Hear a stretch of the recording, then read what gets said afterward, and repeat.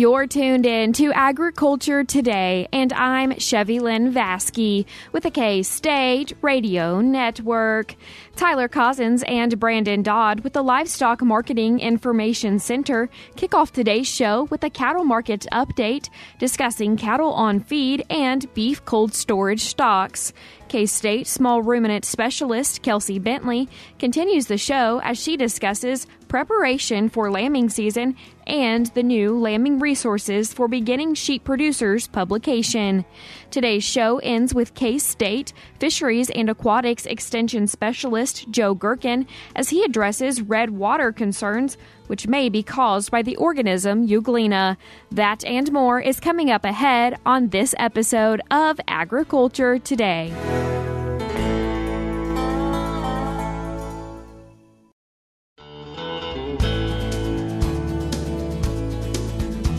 You're tuned in to Agriculture Today, and we start Monday's show with a cattle market update from Tyler Cozzens and Brandon Dodd with the Livestock Marketing Information Center. Thank you both for taking the time to join us today. Thanks for having us. Thank you. And can you talk to me a little bit about what the cattle market is looking like currently? Sure, yeah. Let's kind of look at how things happened and transpired over the last week here. So kind of starting off with the feeder cattle side of things, looking at the Dodge City, Kansas auction summary report from USDA AMS. Looking specifically here on the steer side of things, looking at the weight breakdowns, 5 to 6 weights were actually just over 430 last week, which is actually down about $15, almost $16 from the prior week. 6 to 7 weights were 383. That's actually down about $6, almost $7 from last week. 7 to 8 weights were 383 as well, kind of a little bit higher than what we saw over the last few weeks. 8 to 9 weights were 375. That's actually up quite substantially, about $36, almost $37. 900 to 1,000 pounds were 319 last week. That's about in line with what we saw the last few weeks. On the heifer side, 5 to 6 weights were 383. That's down about $34 from the prior week. 6 to 7 weights were 352. That's actually up about $6. 7 to 8 weights were 353, almost 354. That's up about $10, almost $11 from last week. 8 to 9 weights were 337. That's up about $12. 900,000 pound heifers were 317. That's actually up about $24. So kind of across the board compared to last year, deer and heifer prices are actually up substantially, well over $1 across the weight categories there. Switching over to the fed cattle side, looking specifically at the 5-area average weekly weighted average prices there on a live basis. Both steers and heifers were 242 last week. That's about in line with last week, maybe slightly higher. Compared to a year ago, that's up more than $50. On a dress basis, steer and heifer weights were 383, potentially slightly higher than what we saw last week. Compared to a year ago, that's up about $85. Looking on the box beef side of things, specifically the choice box beef cutout value there, last week was over $4. Actually, $4.06 is what we're seeing on average there. That's up about $15 compared to the prior week and up about $90 from a year ago. We're seeing a little bit of a run-up in some of this box beef cutout value being driven a little bit by the rib and chuck primarily. Those are up about $20 to almost $30. Still seeing gains, though, for the round, loin, brisket, short plate, and flank. But by and large, what we're kind of seeing is a little bit of a run-up in this cutout value, kind of leading up to this Labor Day timeframe, just seeing some of that product being positioned in the supply chain, getting ready for those consumers for that long weekend. So by and large, some stronger values there on the box beef cutout side. Brandon, what are we seeing as far as cattle on feed? Yeah, so cattle on feed was released by the USDA National Agricultural Statistics Service on Friday.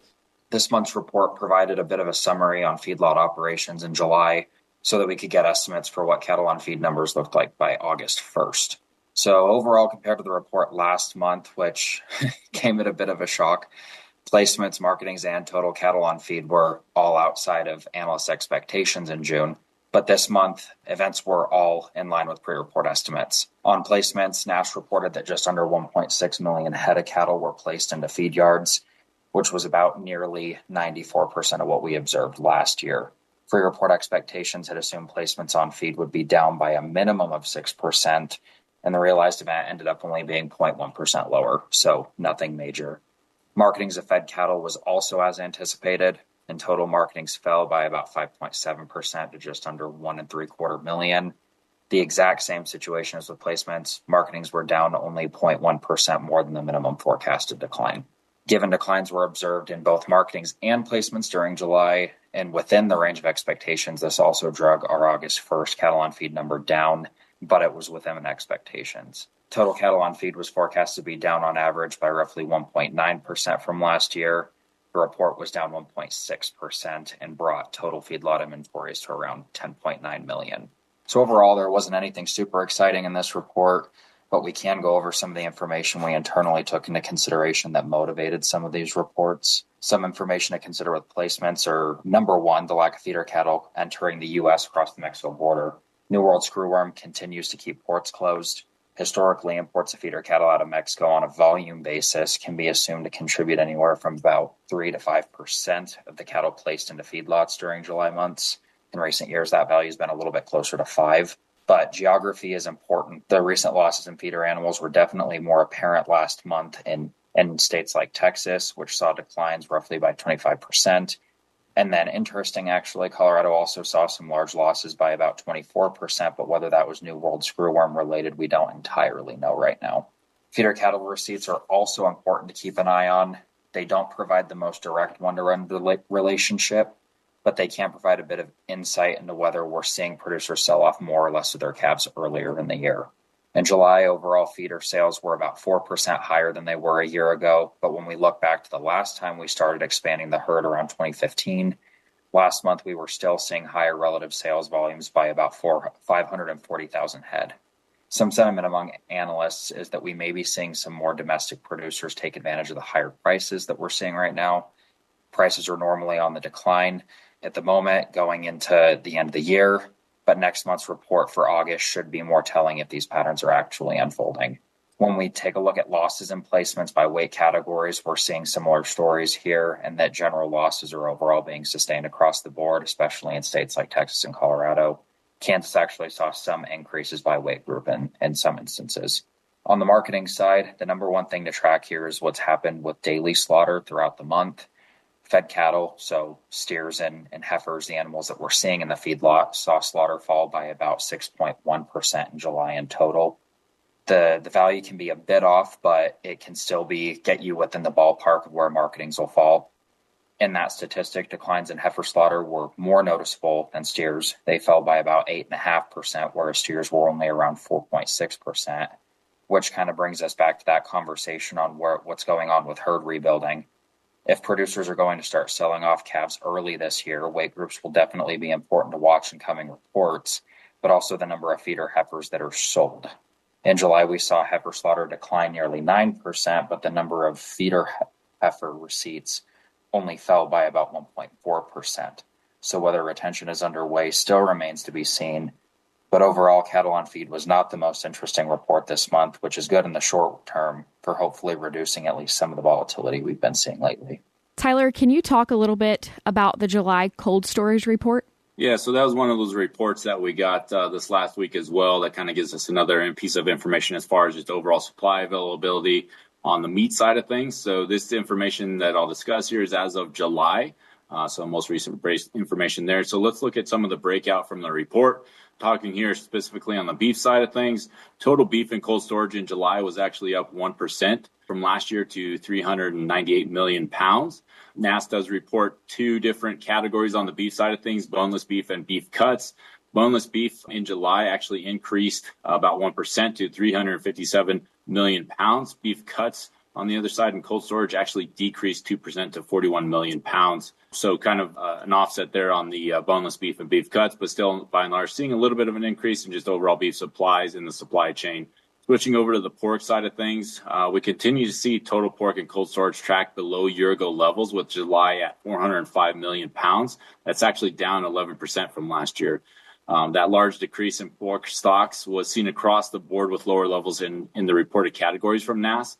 So kind of highlighting some of those categories, hams were actually down about 10% to 126 million pounds in July. Loins were down 1% to 33 million pounds.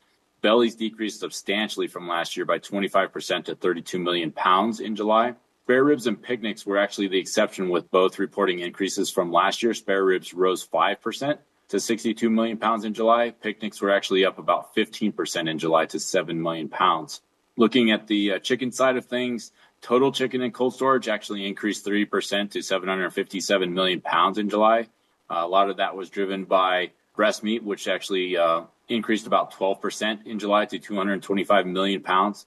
Thigh meat and wings both increased 26% and 10% in July, respectively, to 17 and 52 million pounds. Drumsticks and leg quarters actually both decreased from last year in July, with reported declines of 13% and 9% to 25 and 56 million pounds, respectively, there in July. On the whole bird side of things, they actually increased 3% to 773 million pounds in July. And a quick note here on the egg side of things, actually egg stocks were down 46% in July to 16 million pounds. I argue a lot of this decline in the egg side of things is just being driven by HPI cases that we saw earlier in the year. And looking here on the turkey side of things, turkey and cold storage continues to track below year-ago levels, with July actually down 11% to 406 million pounds. Kind of as I noted, not too surprising here on the turkey side, seeing those lower stock levels with HPI cases earlier in the year. A couple of quick notes on the turkey side of things. Turkey breast meat actually drove most of the decline in turkey stocks. Actually, turkey breast meat actually fell 15% to 72 million pounds. Whole turkeys actually fell 5% to 233 million pounds in July. So overall, giving us a little bit more picture of just overall meat supplies, just availability there. In the stock side of things, seeing a little bit of a mixed picture there, but by and large, still seeing some, not raising too many concerns there on the cold storage side of things. Brandon, Tyler, thank you both for taking the time to join us today. Thank you. Thank you for having us. Again, that was Tyler Cozzens and Brandon Dodd with the Livestock Marketing Information Center. We're cutting to a short break now, but we'll have more for you up ahead.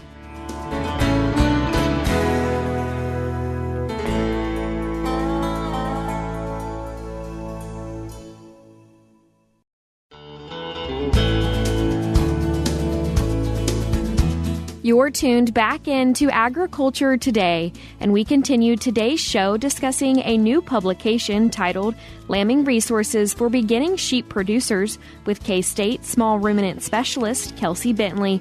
Kelsey, thanks for joining us. Hi, thank you, Shelby, for having me. And Kelsey, what is the purpose for this publication? So really, this publication, it's a really large publication, but the goal was for young and beginning producers who have maybe never experienced a lambing event, or just for those who maybe hope to grow their operation, really give them the resources to be successful during that time. Lambing in particular accounts for our whole entire next generation, and a lot of times is our bottom line. So making sure that things go as smoothly as possible during that time is pretty key for our producer success. Is there anything that beginning producers may overlook? Sometimes we forget that in order to get a vet out to our farm really late at night, it's pretty important that we establish a relationship with that vet beforehand. So ensuring that we have that veterinary client-patient relationship, just meaning that we have some sort of practitioner that has seen our flock before, understands where we're at, and kind of also has a general time frame of when we might be lambing, so that in the rare event that they do have to come out and perform a cesarean or a C-section, we can get a hold of that person and we're not scrambling there at the very end.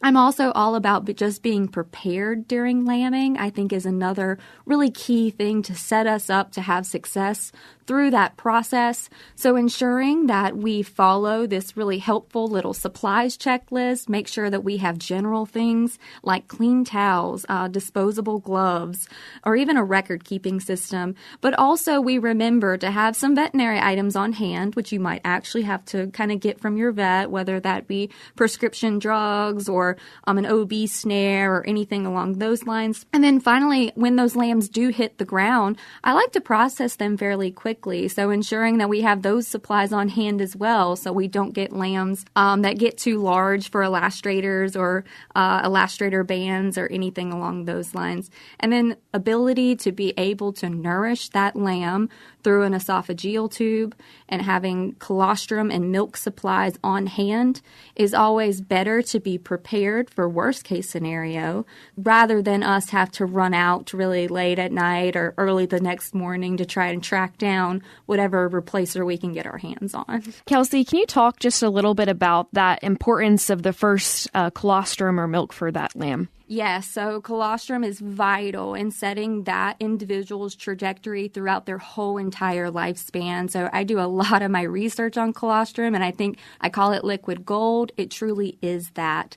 So if lamb does not receive adequate amounts of colostrum within the first 24 hours of life, we're immediately already on a bad foot. So really making sure that as a producer, we should leave them alone, kind of let them be, do their own thing.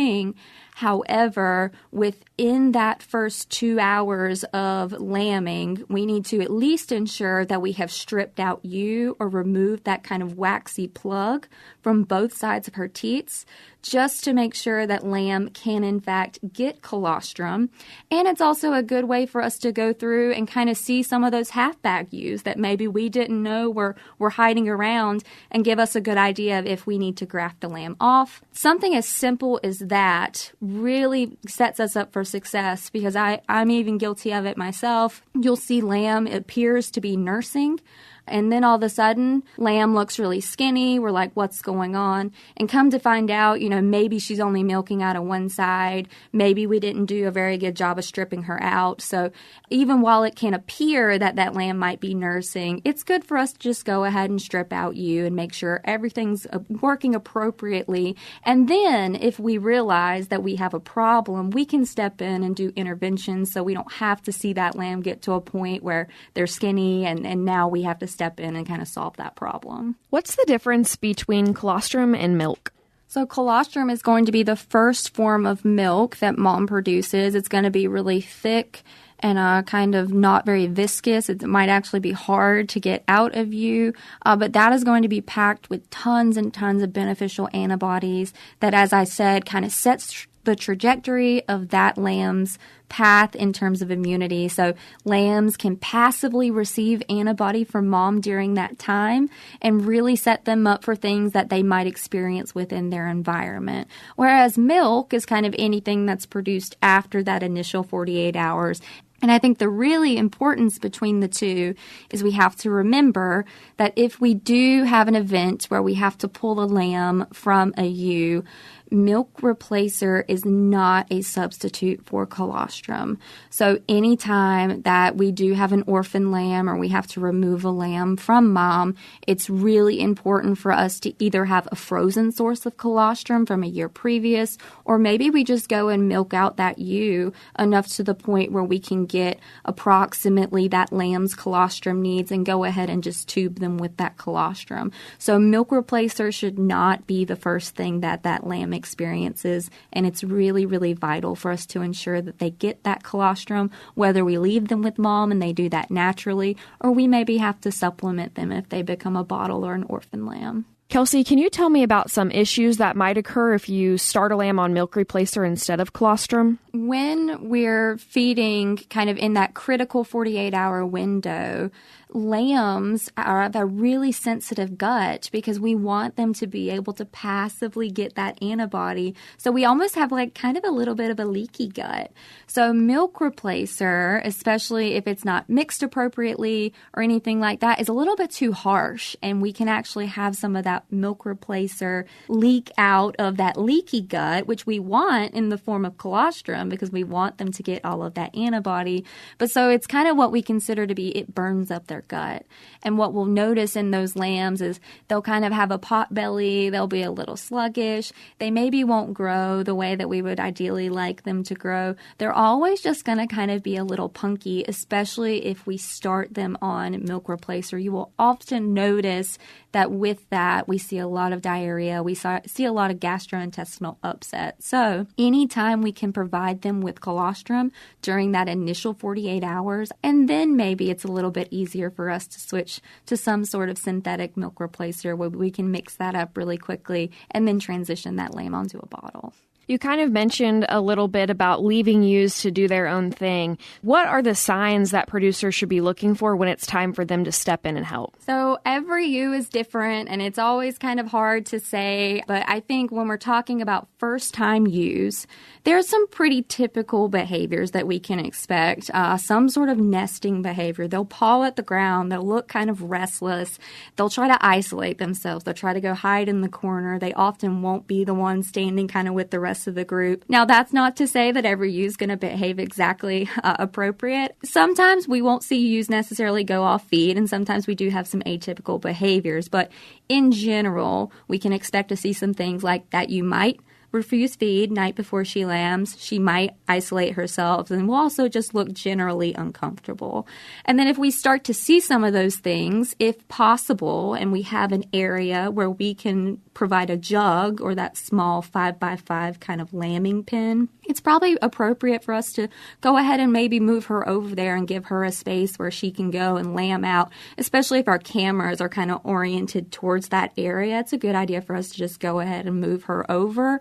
If we, don't see any of those behaviors and even she has that lamb there within the drop pen, that's okay too. We can then, once we realize it and we kind of make sure that everything's going okay with lamb and mom, we can move them into that jug area, give them kind of that 48 hours to bond, just keep a really close eye on kid, and then we can kind of move them back into a group pen where they can begin to socialize with other ewes and with other lambs. And Kelsey, when is an appropriate time for the producer to intervene during birthing? Yeah, so in theory, you should be able to lay down and have twins on her own. So I always like to preface that because I do think sometimes we can get a little too excited and maybe jump the gun. But if we do notice that ewe has appeared in labor for more than 30 minutes, then it might be time for us to at least glove up, go check, see how things are progressing. And it's definitely when that progression stops that we then need to say, okay, what's going on? It's really important for us to understand the anatomy of lamb before we make any further judgments. So while obviously getting lamb out is vital, what's more vital is us orienting ourselves, understanding, am I feeling a back foot? Am I feeling a front foot? Where is head? Because the last thing we want to do is get 2 feet and then just start pulling, because technically we could have a head that's back behind. Understanding the lamb's orientation, because a lot of times with those dystocia events, they aren't oriented correctly. Kind of within that first 30 minutes, if we start to notice something maybe doesn't appear right, glove up, start to orient why everything isn't going appropriately, and then move from there. Kelsey, thank you again for taking the time to join us today. Yeah, thank you. Again, that was K-State Small Ruminant Specialist Kelsey Bentley as she discussed the new publication titled Lambing Resources for Beginning Sheep Producers. I will link this resource in today's show notes. We're cutting to a short break now, but we'll have more for you up ahead.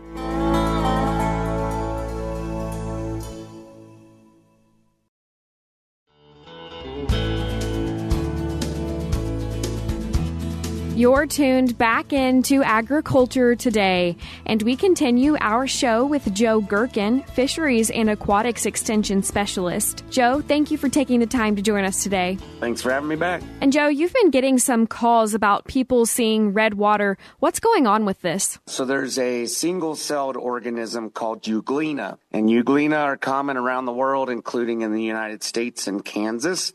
And Euglena are generally photosynthesizing organisms. So they're really, really small. They have a flagella on the back of them that's really long. It's like a long whip that helps move them through the water.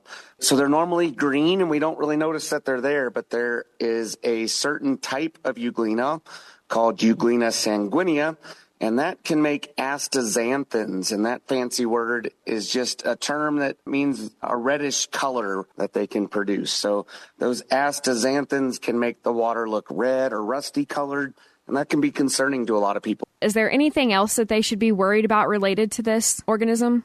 They can form really thick mats. They form colonies, and that can clog fish gills. It can make fish hard to breathe. They can make euglenophycin, which is a toxic alkaloid, and that can be disorienting to fish. It can cause them to lose their balance. It can increase their breathing rate.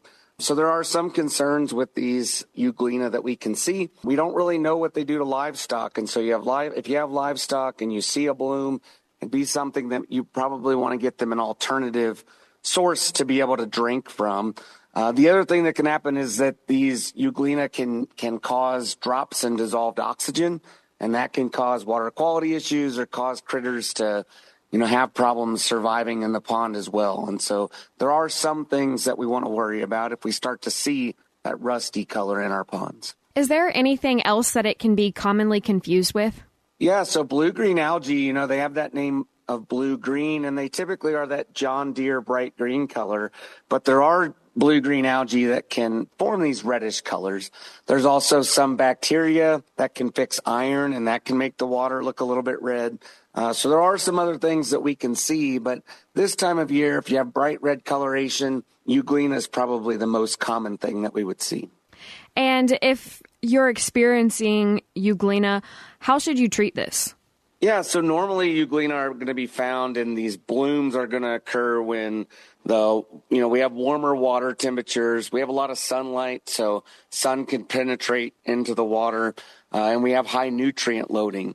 And so we've talked about this before, but establishing buffers throughout the watershed that can help retain nutrients, making sure that our ponds are deep enough that the sunlight isn't hitting the bottom, clearing them out when we get a chance.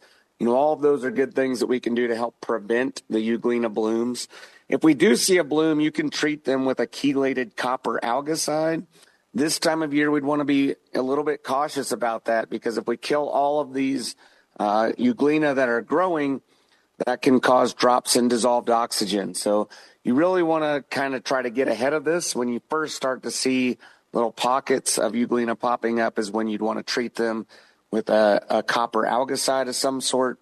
If you have a big bloom and you do that, it might cause more water quality issues than it helps. Is copper algicide safe for livestock?